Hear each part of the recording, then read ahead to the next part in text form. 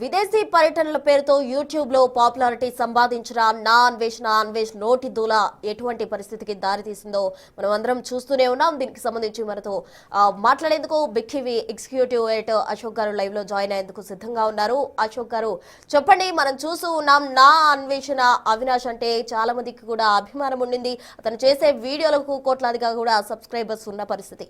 కానీ తాజాగా అతను చేసిన వ్యాఖ్యలతోటి ఒక్కసారిగా కూడా హిందూ సమాజం అంతా కూడా వచ్చింది. అతన్ని అమ్మనా తిట్లు తిడుతున్నారు. అతను చేసిన వ్యాఖ్యలకు సంబంధించి మరి అతనిపై ఎటువంటి యాక్షన్ ఉండబోతుంది, అసలు సభ్య సమాజానికి అతను ఇస్తున్న మెసేజ్ ని ఎలా చూడాలంట? ఈ మధ్యకాలంలో ఒక వ్యక్తి మీద లేకపోతే ఒక యూట్యూబర్ మీద ఈ స్థాయిలో వ్యతిరేకత రావడం అనేది మొట్టమొదటిసారి. ఎంటైర్ సోషల్ మీడియా అంతా కూడా ఈరోజు నా అన్వేష్ మీద వ్యతిరేకతను వ్యక్తం చేస్తున్నారు. పర్టికులర్గా అతన్ని శిక్షించాలని డిమాండ్ చేస్తున్నారు. రెండోది హిందూ మతం గురించి, హిందూ దేవతల గురించి అతను చేసిన కామెంట్స్ కావచ్చు, 14 ఏళ్ల పాప పైన తాను సెక్స్ చేశానని చెప్పిన పదాలు కావచ్చు, ఆడవాళ్ళని గుడ్డలిప్పుకుని తిరగమని చేసిన కామెంట్స్ కావచ్చు, గరికపాటి అండ్ శివాజీ మీద చేసిన కామెంట్స్, ఇవన్నీ కూడా ఎంటైర్ వ్యవస్థలో ఒక అలజడిని రేపాయి. ఎందుకు అంటే ఇవాళ అన్వేష్ అనే వ్యక్తి గురించి ఎందుకు డిస్కస్ చేయాల్సి వస్తుందంటే మోస్ట్ పాపులర్ పర్సన్ అయిపోయాడు గత 2-3 ఏళ్లలో.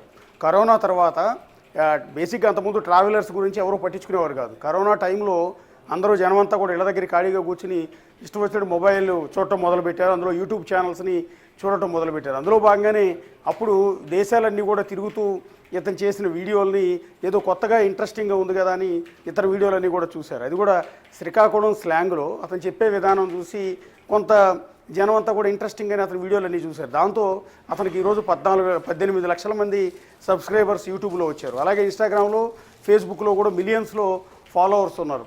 ఇదంతా చూసుకున్న తర్వాత కోట్ల రూపాయల ఆదాయం అన్వేష్కి వచ్చింది. సో అది తర్వాత నుంచి తన భాష మారిపోయింది, తన తీరు మారిపోయింది.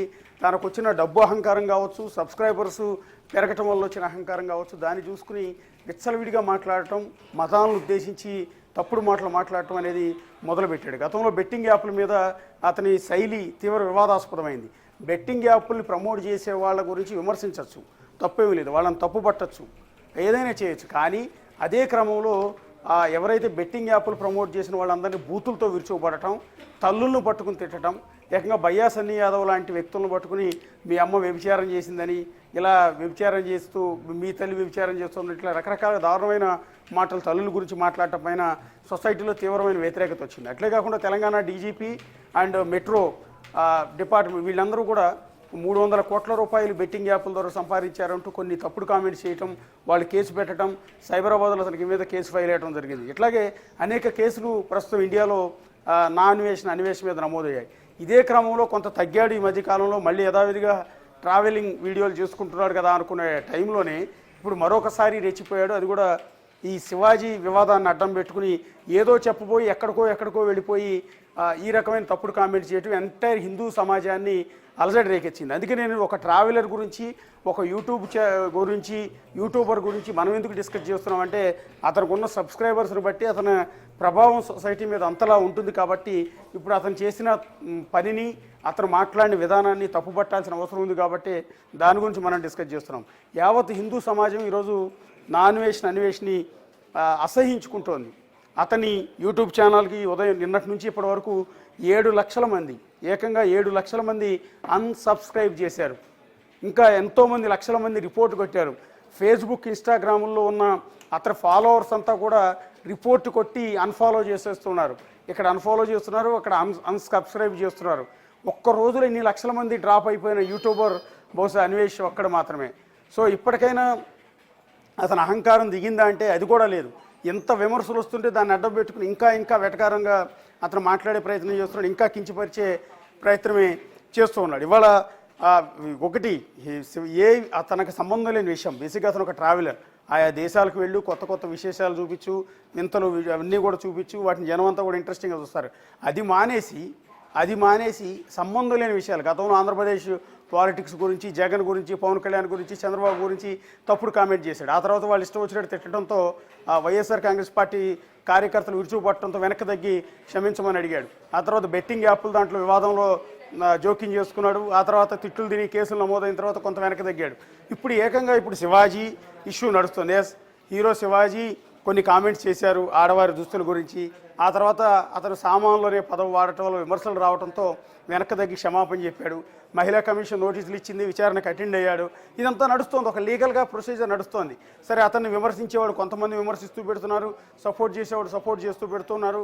ఇది ఒక వ్యవహారం నడుస్తోంది. సరే, ఇది ఏమాత్రం సంబంధం లేని అన్వేష్ అనే వ్యక్తి కేవలం వ్యూస్ కోసం, అన్వేష్ అనే వ్యక్తి కేవలం వ్యూస్ వస్తాయి అనుకుంటే ఎలాంటి తప్పుడు వీడియో అయినా చేస్తారు అనడానికి ఇది ఒక ఉదాహరణ. గతంలో బెట్టింగ్ యాప్ల విషయంలో కూడా అంతే, కేవలం వ్యూస్ కోసం ఆ రోజు సొసైటీలో ఏ ఇష్యూ మీద ఎక్కువ బర్నింగ్ టాపిక్ నడుస్తుందో దాన్ని తీసుకోవటం, దాని మీద ఒక చిల్లర వాగుడు వాగటం, దాన్ని పోస్ట్ చేయగానే వ్యూస్ విపరీతంగా పెరిగిపోతాయి, సబ్స్క్రైబర్స్ విపరీతంగా పెరిగిపోతారన్న ఉద్దేశంతో ఇలాంటి తప్పుడు వీడియోలు చేస్తున్నారు. నిన్న చేసిన వీడియోలో శివాజీని గరికపాటిని ఉద్దేశించి విమర్శించే క్రమంలో అతను చేసిన వీడియోలో అత్యంత దారుణమైన మాట, సీతాదేవిని ద్రౌపదిని రేప్ చేశారు అన్న మాట మాట్లాడాడు.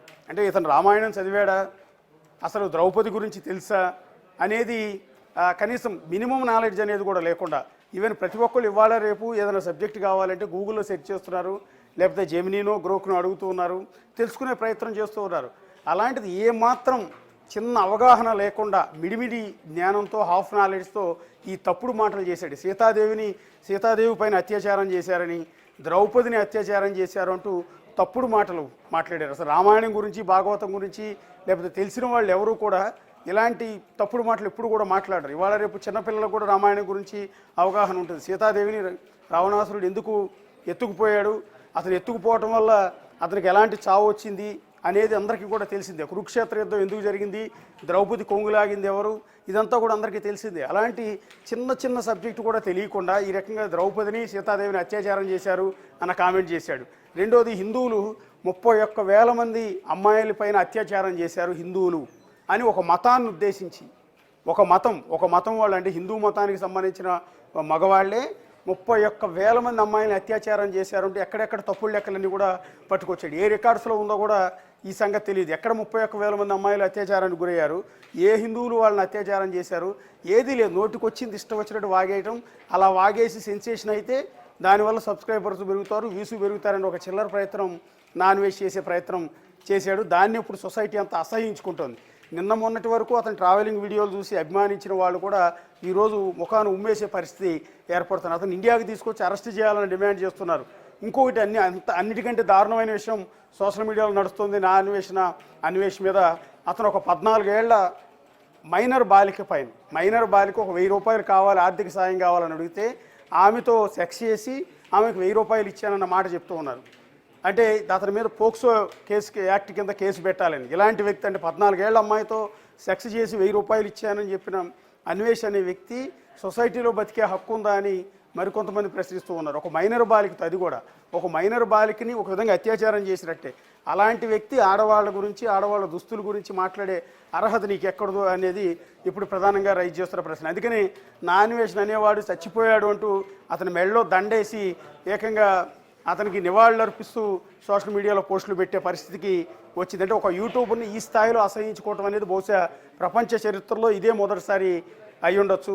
సో ఇదే క్రమంలో ఇంకో మాట ఏమంటాడంటే, ఆడవాళ్ళందరూ మీరు గొడ్డలిప్పు తిరగండి, మిమ్మల్ని ఎవడన్నా క్వశ్చన్ చేస్తే నా వీడియో చూపించండి అంటూ.